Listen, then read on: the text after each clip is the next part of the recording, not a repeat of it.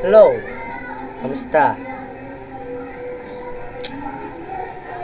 Okay, alam naman natin na lahat tayo ay may kinatatakutan. At ang tawag sa mga yon ay phobias. At merong different kind of phobias.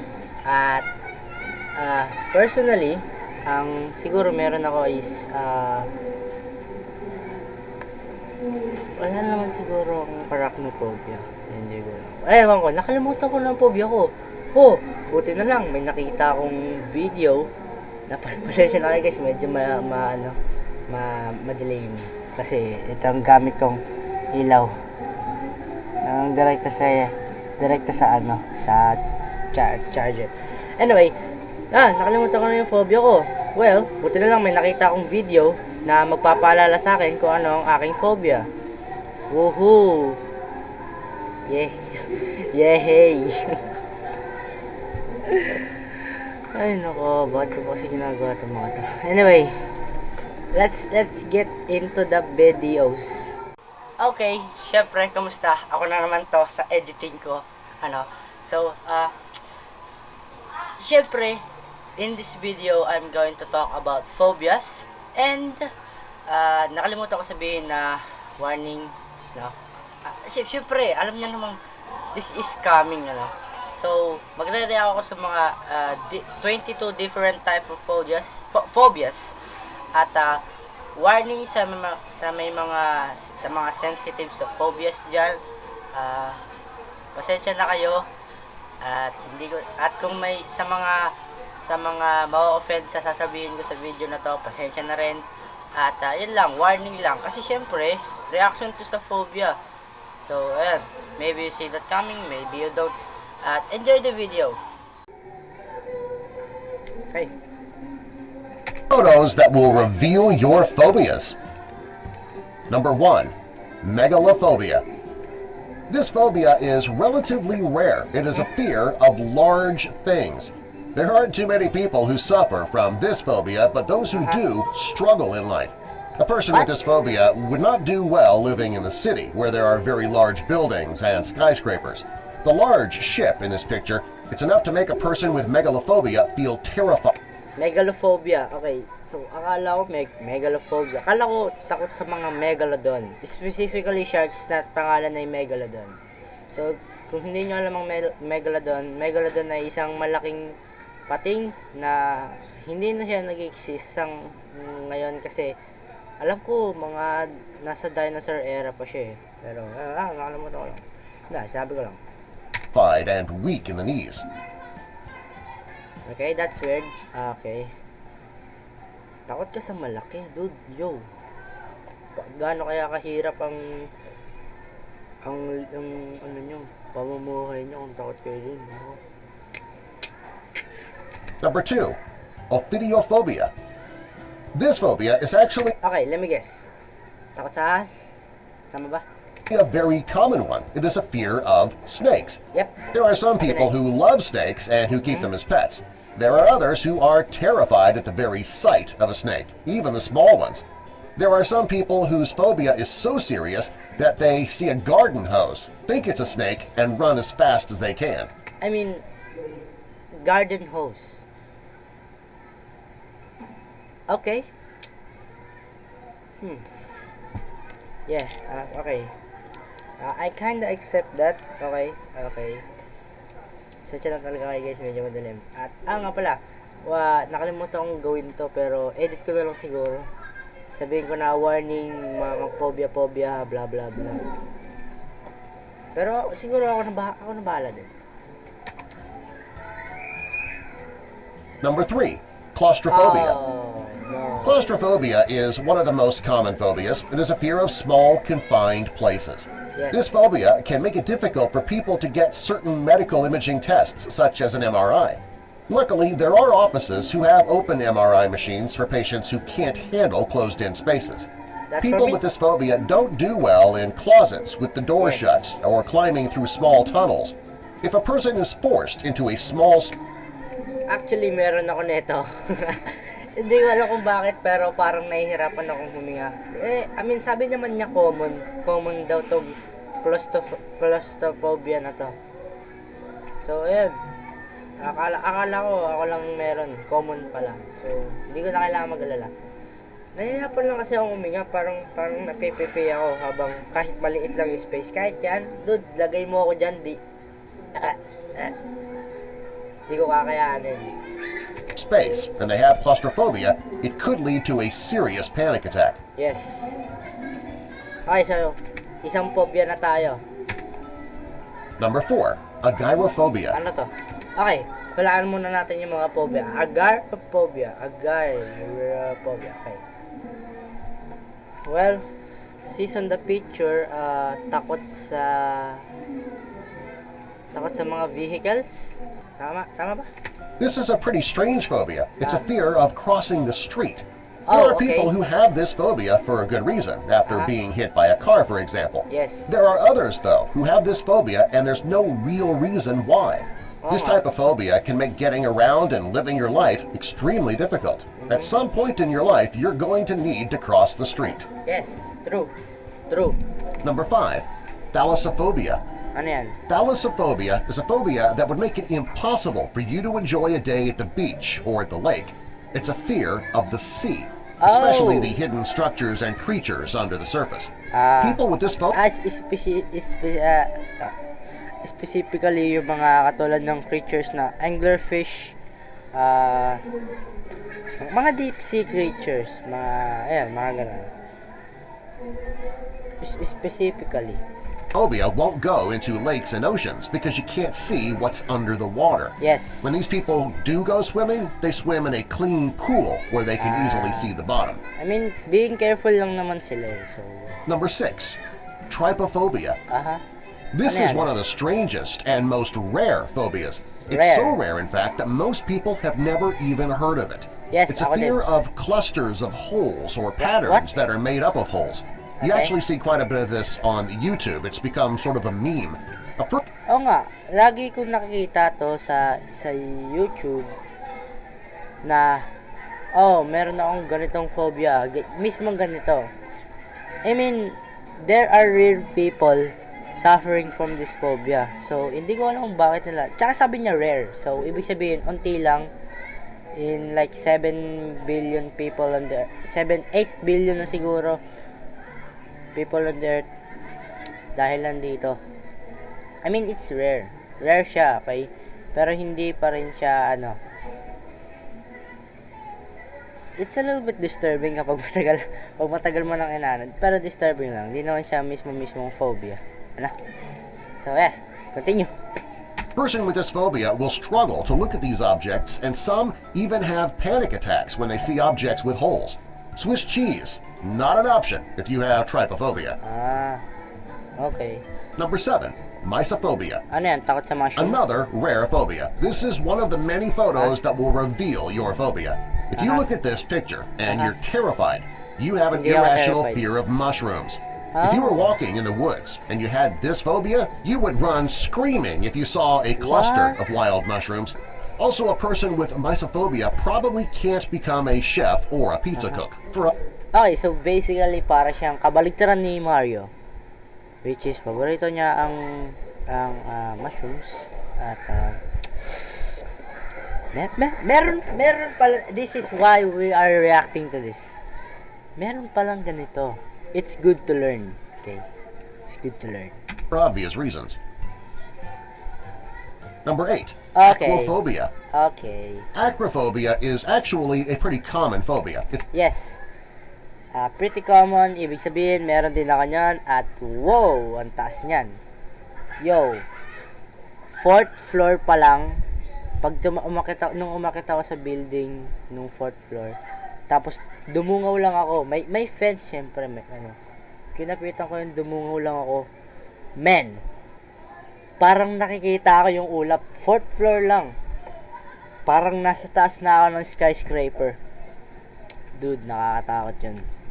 Syempre siguro, alam ko kasi natatakot ako sa like fear of heights, natatakot ako sa matataas kasi syempre for safety purposes, pag nalaglag tayo, syempre wasak-wasak ang buto natin. Tapos, yun lang ini-imagine ko. Kaya nga yung bahay namin, ito, 2nd floor. I'm fine. Pero siguro naman mag-a-adapt to kapag lumalaki na tayo. So, not to worry.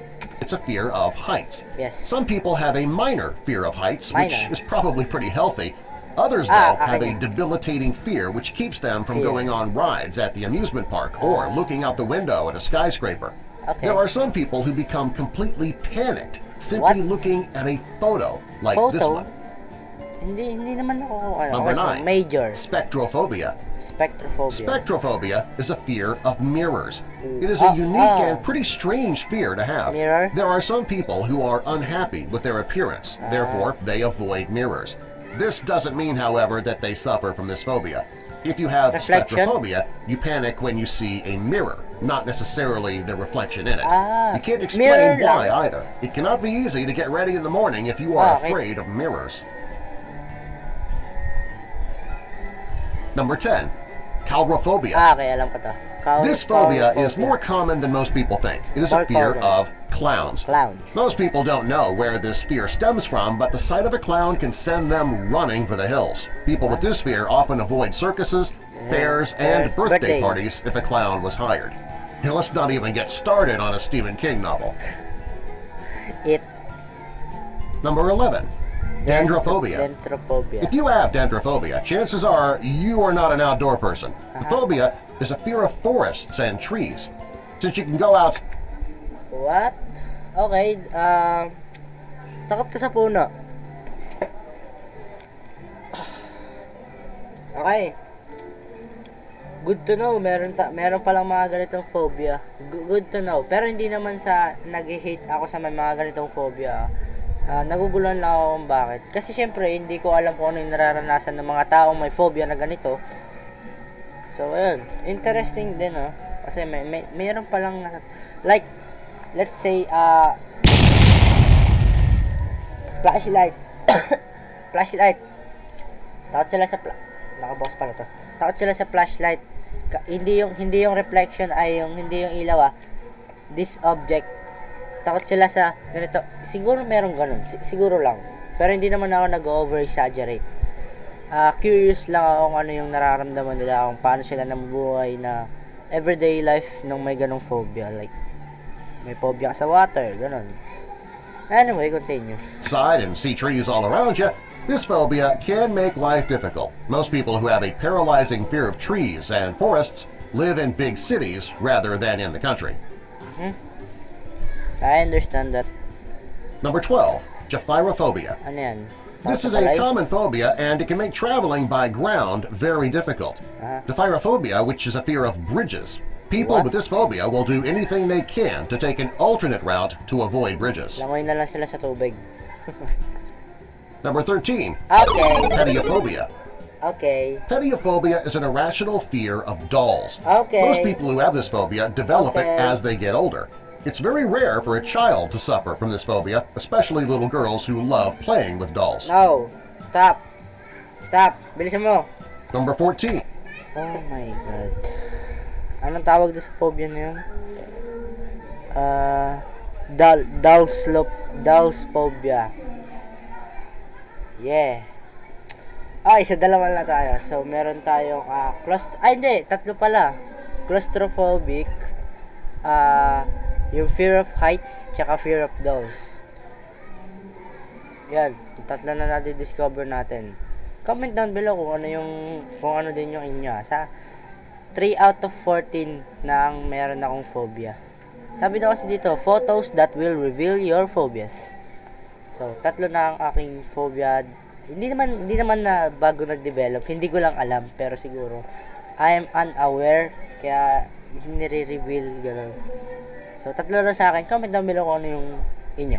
Okay. Play. Oh, whoops. Phobia.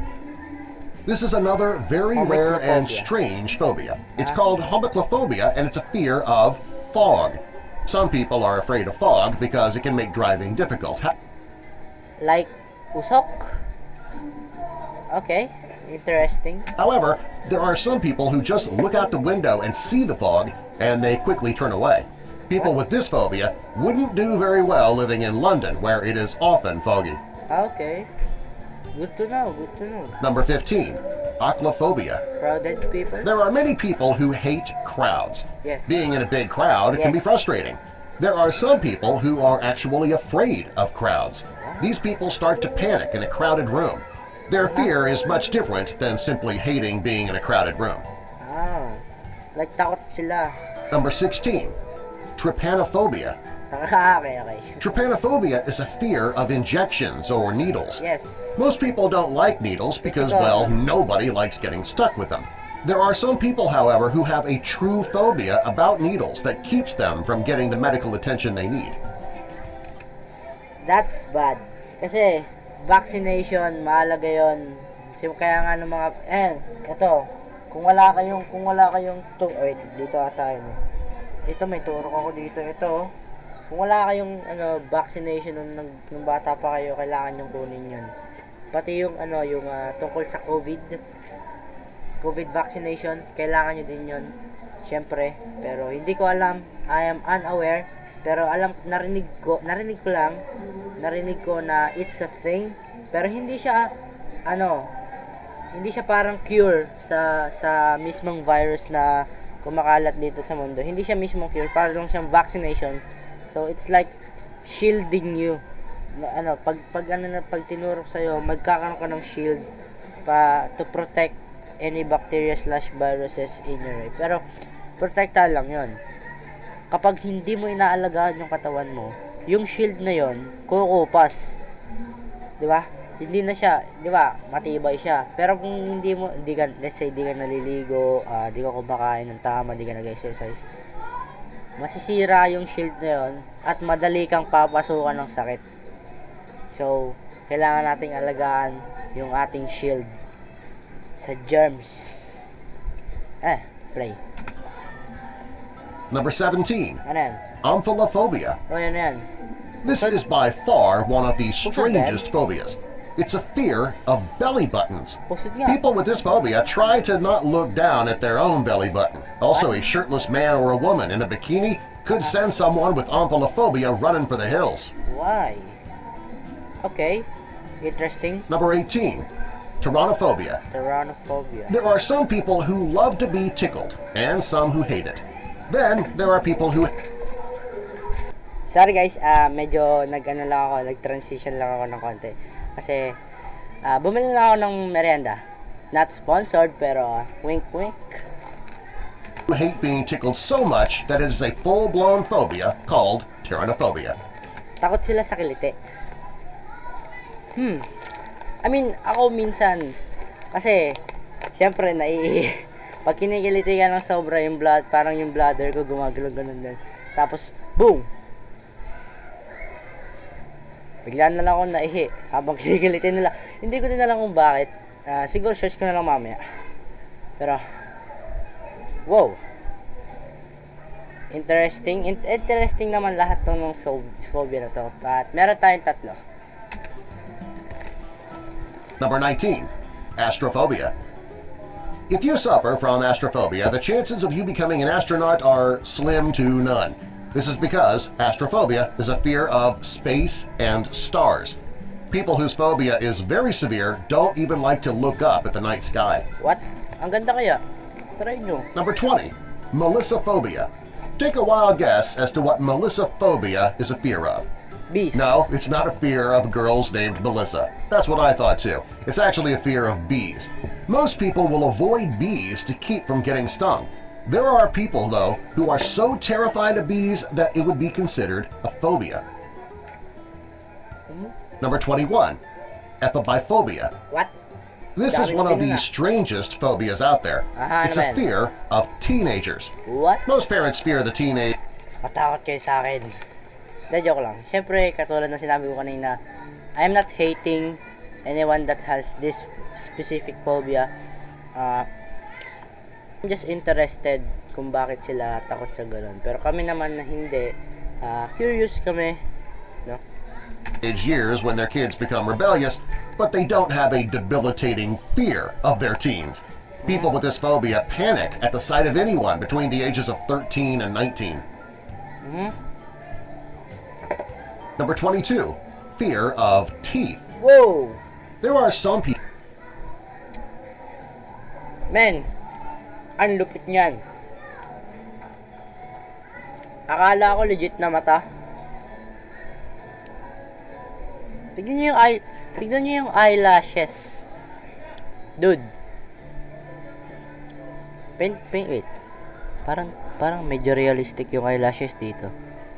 Tapos dito, drawing. Medyo halata pero it's okay. Ang ganda, promise. Wow! Grabing lipstick yan. Lipstick artist. Wow. People who are afraid of teeth, even their own. They hate to see loose teeth, and they can't watch themselves brush their teeth in the mirror. They especially panic when it's time to go to the dentist.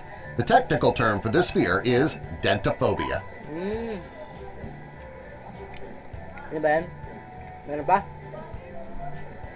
Be sure to like, share, comment, and subscribe to Fact. Tama siya. Like, share, comment, subscribe, hit the notification bell. Para ano kayo sa aking mga videos. Let's go. At yan, wala lang. Well, bumababa tayo I mean, I don't, okay. Actually, I care about my subscribers. Pero, it's okay. Subscribers still a subscriber. Pero so, yan nga guys, kung nag-enjoy kayo, like, share, subscribe, at hit the notification bell for more information. Para pag nag-upload ako ng mga alam nyo na yan. Click nyo nga pala kahit anong video dito sa wait lang. Click nyo kahit anong video dito sa dalawang to. At